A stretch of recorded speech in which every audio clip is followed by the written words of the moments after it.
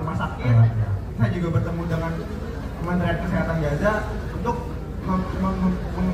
menggali apa sih yang dibutuhkan oleh rakyat Palestina dan akan kita kirimkan lagi ke Indonesia untuk jadi support lagi. Jadi diplomasi dan negosiasi juga dilakukan oleh seluruh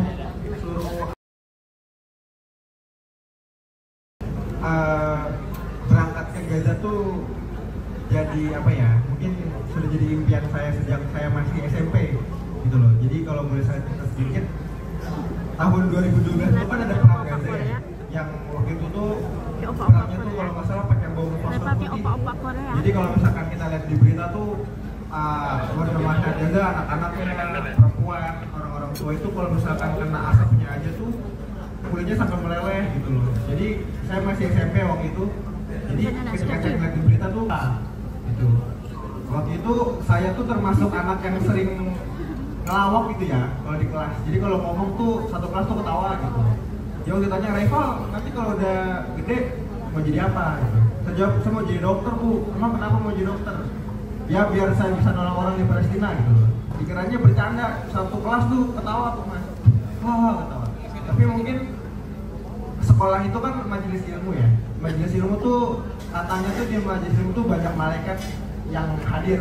Mungkin ketika saya ngomong kayak gitu ada malaikat yang mengaminkan omongan saya. Jadi alhamdulillah saya masuk ke dokteran, jadi dokter, dan setelah jadi dokter ternyata memang ada jalannya juga untuk berangkat ke Gaza.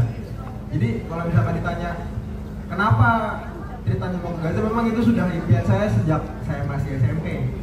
Gitu, dan alhamdulillah ketika saya jadi dokter ternyata idealisme itu tidak luntur, malah semakin kuat kayak gitu.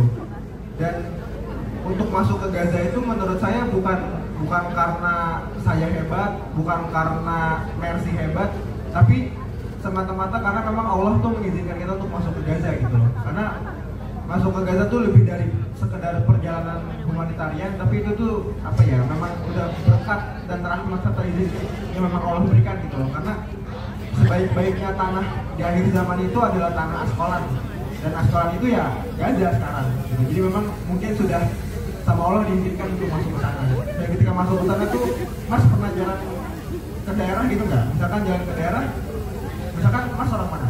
Aslinya orang Makassar. Waktu Mas pertama kali sampai ke Jakarta, ngerasa asing nggak? Ngerasa asing ya Mas?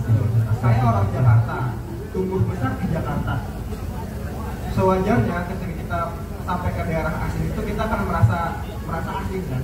Merasa kayak ini bukan rumah kita gitu. Betul. Tapi ketika saya masuk ke Gaza tuh disambut sama pesawat F-16 tuh Mas. Jadi pesawat F-16 tuh pesawat tempurnya Israel. Jadi saya baru masuk di gerbang Rafah itu pesawat itu kayak namanya ngasih welcoming bomb gitu. Jadi kita baru sampai langsung dia ngelewat dua dum gitu.